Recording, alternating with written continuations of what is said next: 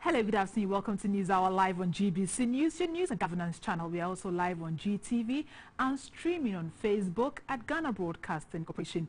You're welcome. My name is Michelin Taka. Thanks so much for joining us. The police on Thursday, October 7, 2021, foiled an attempted kidnapping of 2 children at Zenu Atadeka in Ashaiman. The alleged criminals were arrested after a shootout with the police, who were informed about the incident. Our correspondent Michael Dewonu was on the scene and is standing by to bring us more on the issue. Hello, good afternoon, Michael.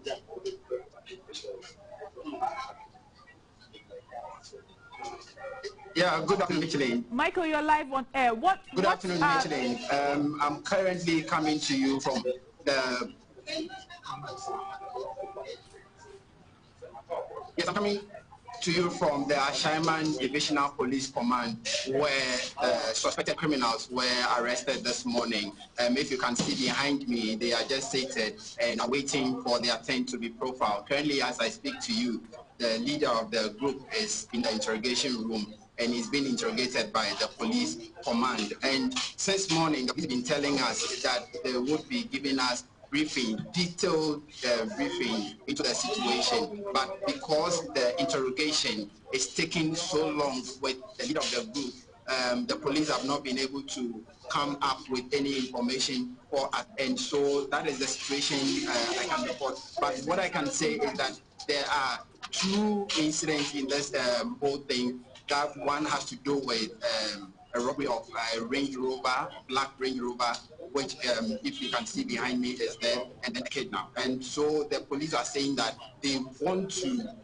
go into the situation, go into the incident and see where, because I have been following the incident right from the morning. I have not really set an eye on the kids that have been kidnapped. So I keep finding out from the police where are the kids that were kidnapped, and they say we should just give them time and that they are going to get back to us. So that is the situation that I can report. I can tell you that right now, a number of people are gathered here, the Ashaiman community. People even followed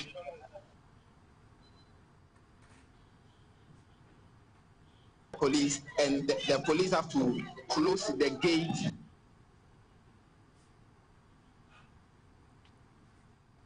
So that is the situation we are having here. A lot of people are there. They are taken aback. They are taken aback with the situation, because you remember that there have been a number of kidnap situation in the country, and so when this one also came up, they were really taken aback. So people all the way from Zenu Atadeka right and came to the police post here. People who are in the market, people have left their goods and they are here to see the suspected criminal. So that is the situation. We are still waiting on the police. I hear that their leader is not really forthcoming with information, and so they're taking the police forever to come and address us. But we will continue to be here and continue to give our viewers and our listeners live information as and when they come in. And so that is the situation that is happening here currently at the Ashaiman Divisional Police Command. That is the situation I can report to you, Michelin. Thank you very much, Michael. I was speaking with my colleague Michael Dewonu. He is our Tema correspondent, and he says that the police is yet to address the media, and so he will bring us up to speed whilst as and when information is given them. For the 2021-2022 National Service, 81,081 graduates from various accredited tertiary institutions have been deployed to various user agencies across the country, urging all service personnel to accept their postings as part of their civic obligation towards national development. The acting executive director, Mr. Osei Sibe Entry, said prospective personnel should log on to the scheme's website to confirm their placement before visiting their respective user agencies to endorse their letters of appointment. The Public Relations Officer of the National Service Scheme, NSS, Mr. Armstrong Issa, joins us on the phone line now for more in-depth. Hello, good afternoon, sir.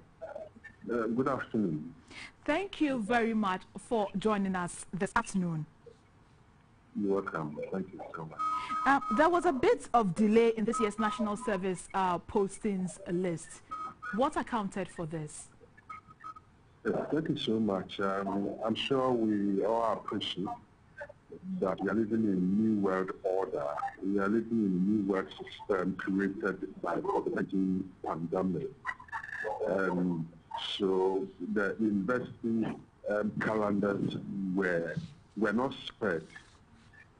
So what happened was that a lot of structural changes happened to the various university calendars. So at the time, National Service Scheme was ready to release or to deploy the final year students for National Service. The final year students were still writing their final examination. And so we, as a human institution, we saw that it was not appropriate for us to release the postings at the time that the National Service personnel were making their exams. And also just to remind the public that it got a bit worse with the impact strike. And so these are the factors that caused the delay in the release of the postings. But I think I must emphasize that even when the university examinations were going on, our deployment directors and the IT office were all ready. We were set and we were just waiting for them to finish their national service, to finish their examination for us to release. Very well. When are they supposed to start the service? And with reference to the delay, what happens when some personnel are unable to go through, for instance, the validation process before the scheduled date for reporting? What are they supposed to do? Yes. The statement that the executive director released yesterday, I mean, the statement was quite clear that after releasing the postings, all personnel who have been posted will have to go on their dashboard, print out the appointment letters, and make sure they put various databases for endorsement. And so once that is done, then it means that the personnel can comfortably start their national service on Monday. And so even as they undergo the registration or they undergo the validation process. And so the official timeline we have got is that from next week Monday, which is October 11, 2021, service officially begins. But this is user agency specific. Sometimes some of the user agencies can say that we'll give you 1 week rest for us to organize ourselves to do a special orientation for you before you start. National Service will not have any problem with that agency, but we have in the timeline that from Monday, service officially commences. It is then left to the user agencies to look within their arrangement and see when the user agencies would have to start. But we have called on all of them that even though we are starting on Monday, by November 5, all of them should have completed the validation process, because that is key to the payment of their allowances. But the National Service System commences on Monday. Very well. So, postings for some prospective personnel, we understand, have been put on hold. Can you tell us why? Yes, and that is so important for us to discuss. We run a very smart, sensitive, robust system where the least mistake you commit, the least irregularity you commit in the online details you supply onto the enrollment form, the least mistakes you commit will be arrested and placed on hold. And so there are a lot of factors that have led to National Service placing some of them on hold. And key among them is the National Service personnel who did their National Service after Polytechnic or after diploma, and then they went ahead to do their degree. But such names have been part of the class list that the university submitted to us. And so you know National Service is supposed to be done once. It's supposed to be done once. And so anybody who has done the service after Polytechnic and went to the university to pursue further studies, after first degree, you are not supposed to do service. And so all such people have been arrested and have been placed on hold.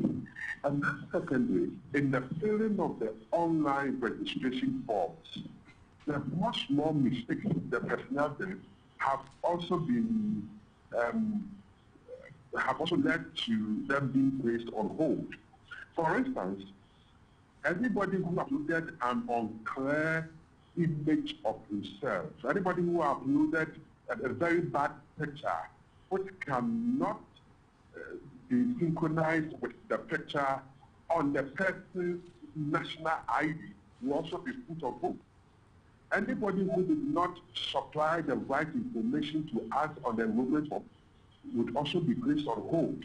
For instance, we have next of kin as part of the registration details. Some of them did not fill next of kin. Then that person will have to be arrested and be placed on hold. And the interesting aspect is that some of them even use their own names as next of kin. And so when the system detects that there is just one name filling multiple fields, they will be placed on hold. But the most important aspect of those placed on hold, the reason is to check impersonation. We want to check fraud in the system. We want to check stolen identity. And so we know there are genuine ones. There are genuine cases, people who made things mistaken that has caused them to be placed on hold. You just have to go to the regional office, any of the regional offices of National Service with a copy of your enrollment forms, and then we go with them with any of the national IDs. You go there with your student ID and a clear passport picture of yours, and you'll be cleared for posting. And that can be done in about 2 minutes. Well, so that is why some of them have been placed on hold. We are doing serious system audit. Are those people who have been put on hold aware? Yes, we have sent notifications to all of them. Every single one of them that has been placed on hold has received a message from the National Service team that you've been placed on hold.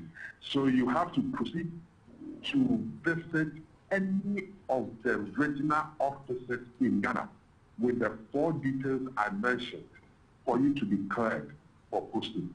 Thank you very much, sir, for your time. We are most grateful. I was speaking with the Public Relations Officer of the National Service Scheme, who says the 2021-2022 service officially begins on Monday, and that it is also up to the user agencies to decide when it is appropriate for commencement.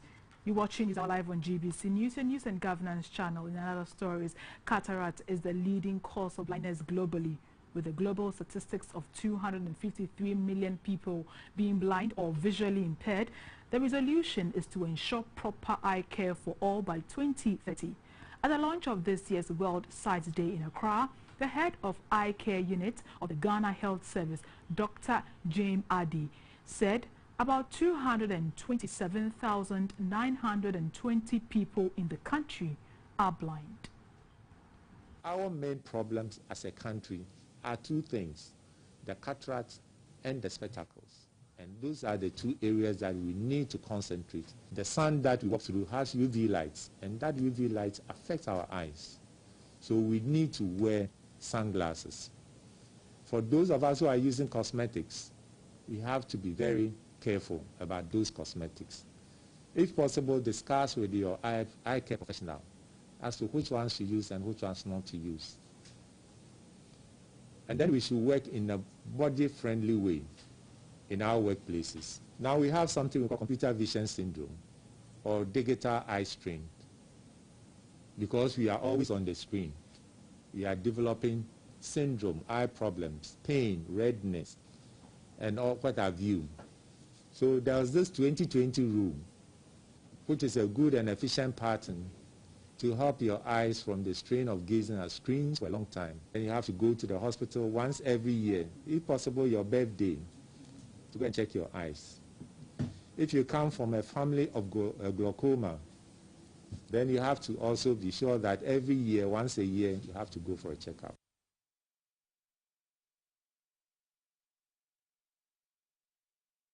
Well, my colleague Mavis Ofei Champon has just returned from the press launch and is in the studio to help us understand some of the issues that were raised at the press launch for this year's World Sight Day. Thank you for joining us, Mavis. Welcome. Thank you. What other issues came up? Oh, okay. The World Sight Day actually will be on 14th of October. That is next Thursday, the Thursday coming.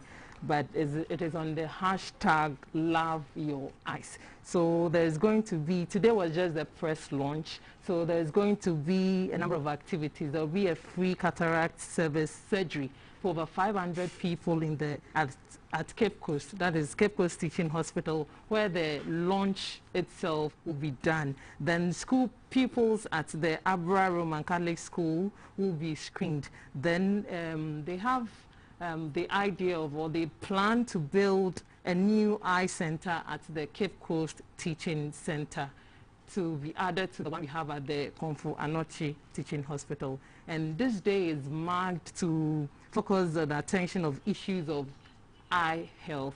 You know that a doctor can look at you and be able to tell you that this is what is happening to you. Just looking at a person's eye, you are able to identify what exactly is the problem. Example is the diabetes and the jaundice issue. So our eye is very important. Very yes. well. Yes. They made mention of eye care. What percentage of, what is Ghana's percentage when it comes to eye care and quality for that we matter? have about 0.78. That is about 227,000. About 227,000 people are blind. But you know, with cataract, you can prevent it. You can have treatment, and they are blind. Their problem is you can't get them in the communities. They are mostly in the homes. So now that we are trying to do the World Eyesight Day, what the service will do is we go to the communities, find those people in the houses, in the home. So when somebody is suffering from a cataract or somebody has an eye problem, bring the person out so that the person can be treated. Most of the blind, report to the hospital. That is, most of the eye problems are preventable. It can be treated. You can cure it, provided you get to know it on time. Get to the clinic, get to the hospital. And we shouldn't be, as they said, we shouldn't be using overused eye drops. You know that this is a particular eye drop I use often. No. When you use it for the first when you use it for the first time, go again. Let the doctor check on the eye to see whether the same condition you brought is the same thing which is happening to you. You get it. So, and the eye is everything. Our eye is everything. Yeah. Thank you very much. And again, when you eat well, when you exercise, you maintain your weight, you wouldn't have any problem with your eye. Thank you very much, Mavis Ofei, for passing through. I was speaking with my colleague, Mavis Ofei Champo, who just returned from the press launch of World Eyesight Day. And the highlight is that come Thursday, over 500 cataract surgeries will be done. Motorists using the toll booth at Adankrono in the Eastern Region are suggesting to the Ghana Highway Authority, GHA, and by extension the Roads Ministry to consider channeling revenue from tolls from the booth into repairing the road, especially in that area. They complain that they dutifully pay their part of their duties by paying tolls, yet the roads remain in poor shape. We'll be bringing you that story in the course of the bulletin, but before that, let us quickly go to New Doma, where a road project in that part of the country at Sunyai, which started during the erstwhile administration, has stalled. The abandoned road has become unmotorable with the onset of the rains. Our correspondent John Sam Arthur has spoken to the contractor who has been tasked to work on the project and is standing by to tell us more. Hello, John.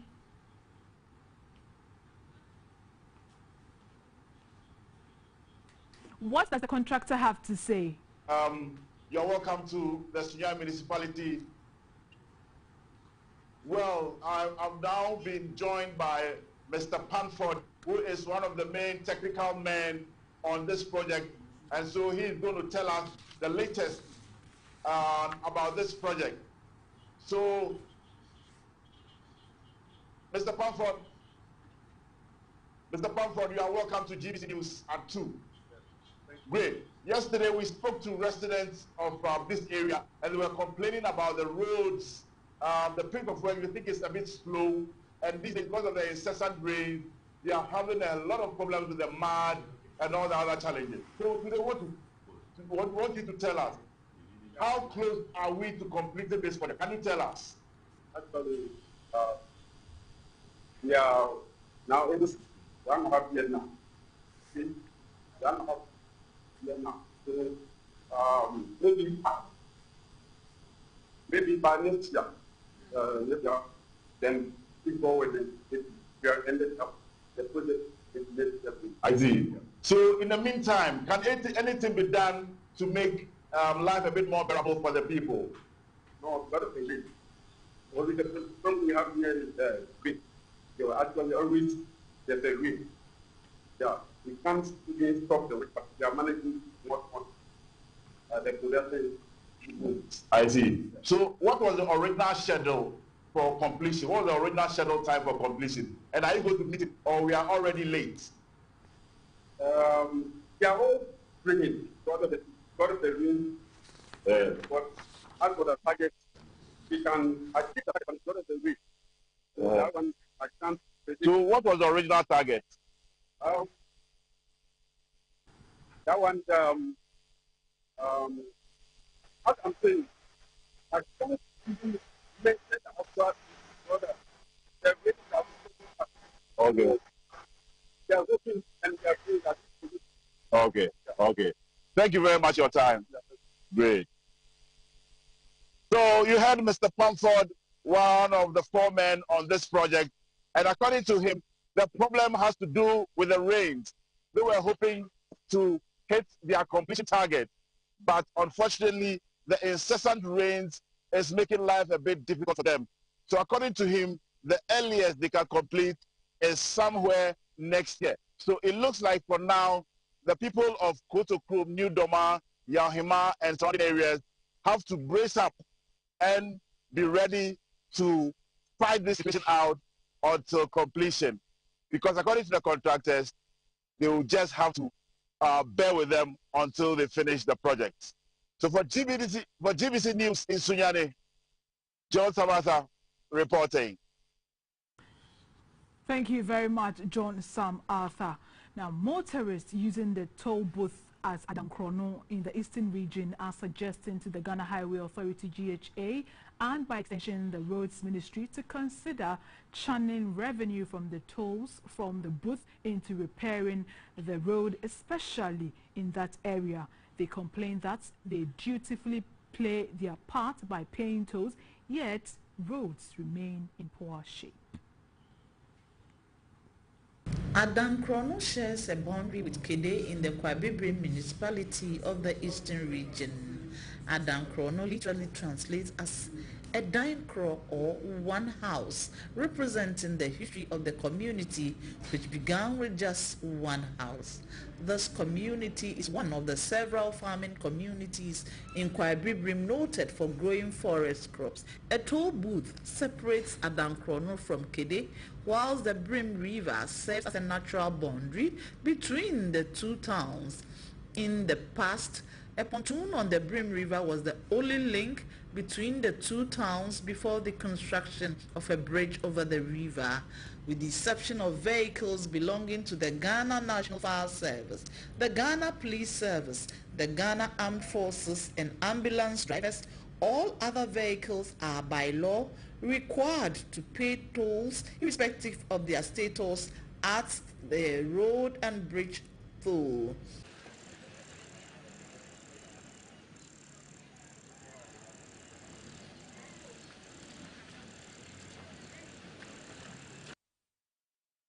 Motorists are complaining about the continuous payment of the tolls, which they say are not used for the right purposes.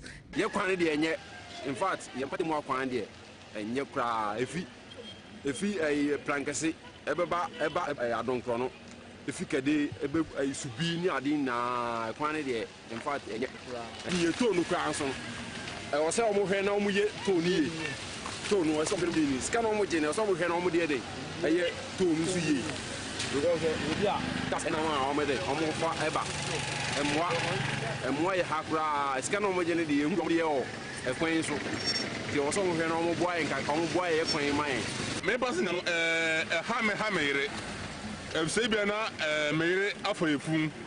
So, if you are called on a continental, and I can't say, Kina, to be pong, and I listen to it. And the moreover, Mensuan Bemasono, among waste problem. Or if you make giddy, I was so shaking me. Your cousin, your men, anything beyond as a power waste. Also, always can Miss Canache. As one can hear. You don't Homogeneous canoe. Baby, homogeneous canoes only. When I try to pay, now pocket it. They are calling on the road ministry to urgently fix the road, especially those in proximity to the toll booth, to justify the collection of the monies. Peggy Amadonko, GBC News, Adankrono.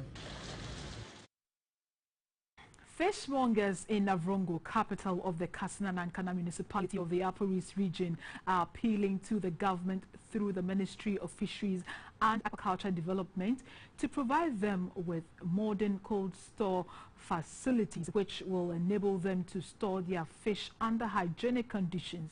Our Upper East regional correspondent Samuel Ayama is live with more on this from Navrongo. Hello, good afternoon, Samuel.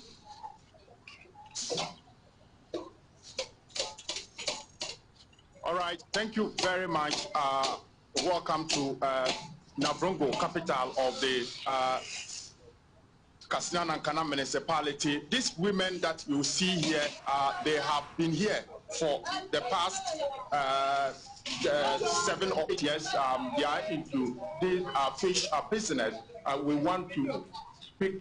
Yes, so we have been with them here for quite a long time, but one of the main challenges that has always been confronting them, or they have been facing in this region, has to do with cold chain facilities or cold store to enable them store their fish and then sell it later. So they are here and they want to speak with us and then also tell us some of the challenges that is confronting them.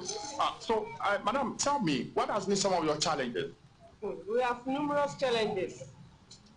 We are fishmongers from Tono Dam. We have been in business for about 25 years ago. But governments have come, some gone, come. None of them have come to our aid. Now, we need money to extend our businesses. We've been requesting for loans, they don't give us. We want fish cages, because now the dam, we are many over there, so we don't get fish anymore. The catch is poor. So we need fish cages. We need NGOs to come and help us do some cages on the dam for us. And we need storage to store our fish feed. We don't have a place to store our fish because we don't have money The deep freezers are also costly. We don't have money to buy them. We've been hearing that the government has been giving deep freezers and other things to other fishmongers elsewhere. But as for here, they don't come to our aid. So we are pleading to the government to come to our aid, to come and help us, give us money to extend our businesses. Because we, the women here, we are buying boats and nets for our fishermen. We don't have money, we can't do it. And we use this business to take care of our children. So we are pleading with the government to come and help us. So during our interaction, you said you once spoke or engaged the Regional Department of Fisheries. And what are some of the concerns? Is it the same thing you told them? Yes, we told them the same thing. They came and said the government wants to come and help the fishmongers and the fishermen. But we have been waiting for them for past years. We don't see any results. I've seen that you are under a shed. This one, which government provided or under which regime that? Honorable Kofi Ada. Okay. He's the one who provided this shed for us. Have you been able to contact the assembly for these issues that you are talking about? No. I think you need to do that. And apart from these business you people are into, say any other business, because we know Manavrongo is the hub of vegetable production and other rice production as well. Some of the women are farmers. We've been doing pepper. We farm pepper at the dry season. Okay, thank you very much. You heard the leader of the women who are into fishmongers, and they are also into fish business here in Navrongo, telling us some of the challenges that is confronting them. We'll leave it here and then follow up the story and then come with a detailed report in our subsequent bulletin. For GBC News, Samuel Ama reporting, Navrongo. Thank you very much, Samuel Ayama. Now, 4 countries, Denmark, Germany, Iceland, and Norway, have jointly donated over 532,000 doses of AstraZeneca vaccines to Ghana through the COVAX initiative. As a partner in this initiative, UNICEF says it remains committed to the fair and equitable distribution of the vaccines to eligible countries to ensure that no one is left behind. Sarah Ofori has the details. UNICEF remains committed to the fair and equitable distribution of vaccines to ensure that no one is left behind. Every eligible person is reached. For our part, UNICEF remains here to support both with technical assistance and material support to ensure that we maintain vaccine readiness. For example, to strengthen and maintain the cold chain system to make sure that the health system remains strong, including the readiness of the healthcare workforce, to engage with communities as well to make sure that awareness around the vaccines is high, and also to be on the ground monitoring the vaccination campaign when it's underway. With this shipment, the amount of vaccines Germany donates to Ghana is reaching a number close to 2.3 million. So I think these are important steps for Ghana to fight successfully the COVID-19 virus. We all know that it's not over yet. No one is safe before everyone is safe. So we really need to get these vaccines out to everybody.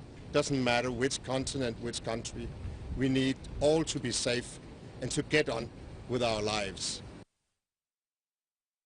On his 58th natal day, the Vice President, Dr. Mahamudu Bawumia, chose to spend part of it with cured leopards at the Wager Leprosarium in Accra.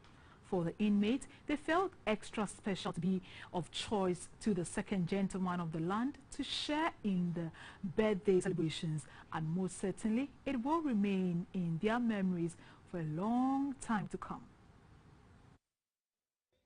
For some time now, the Vice President, Dr. Mahamudu Bawumia, has been involved with cured lepers in the country.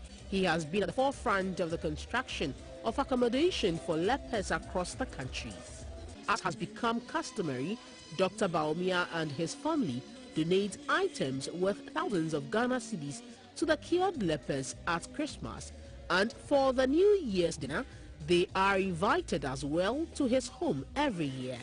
The underlying message for the families of these cured lepers is that they are no longer contagious. So on his 58th birthday, Dr. Baumia and his wife, Hajia Samira Baumia, chose to share the day with the cured lepers at the Weija Leprosarium. The second family had breakfast with the cured lepers. The founder of the Lepers Aid Committee, Reverend Father Andrew Campbell, was grateful to the Vice President for ensuring the construction of accommodation for the cured lepers across the country. Thank you very much. We are so grateful to you, and we are happy to celebrate your birthday on this day. I also want to thank your government, especially through the Common Fund. They've done so well. They've finished phase 1. Here at Weija, we have accommodation for each and every leper. They all need a new room each. And also you have built a clinic and a research center. And this research center will be the only research center in West Africa. So phase 1 is finished. The building is ready to be commissioned with the rooms. All the rooms are ready for our dear mummies, and that is a beautiful bed and sheets and chairs, all ready for them to move in. He, however, appealed to the Vice President's office to help increase the livelihood empowerment against poverty, LEAP allowance for the cured lepers. With the LEAP fund, again, I'm asking your assistance. Not everybody in the various settlements and elsewhere are on the LEAP fund. Not all wage are on the LEAP fund. Are not all in Ankofor or in Ho. We've given the list last year sometime to the former Minister for Gender. So I'm asking that the LEAP fund, and also please the LEAP fund, if you could please increase the LEAP fund. You know, it's 30 cedis a month, and it's not easy to live on 30 cedis. They come back to me, Father, please help me. So we're asking you to consider in every way to increase that. Dr. Baumia said cured lepers deserve to be treated with respect by families and society, and with the various gestures towards lepers is to help get rid of their stigmatization by society. The lepers traditionally have been really ostracized in society, and not many people even want to sit next to a leper or hold a leper or talk to a leper. God, being so good, has given us positions where we can use this platform to disabuse the mindsets of people about cured lepers. There's nothing wrong with holding, eating with a cured leper, talking to. And I mean, when I first got into my official residence, we had our first opening of that residence with the lepers from Lepers Aid and from all over the country, just to send the signal, and we'll continue to send that signal. It's very, very important that we let the lepers feel very welcome and part of society, so that they can have a happy existence. And this is why today, on the occasion of my 58th birthday, it wasn't even an issue of what do I do. It was very clear that I wanted to spend this day with the lepers in Weija, who I am very close to. Dr. Baumia promised continuous support from the government and his family to the lepers. He also donated a bull, bags of rice and assorted drinks to the leprosarium. You're watching News Hour live on GBC News, your news and governance channel. We're also live on GTV and stream on Facebook at Ghana Broadcasting Corporation. Always remember to share. Thanks so much. We'll be back with the business news. Please do stay.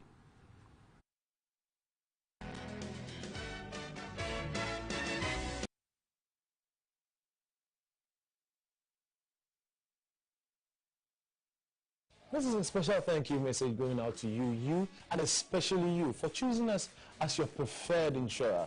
We at SIC will continue to work hard towards keeping our promises to you.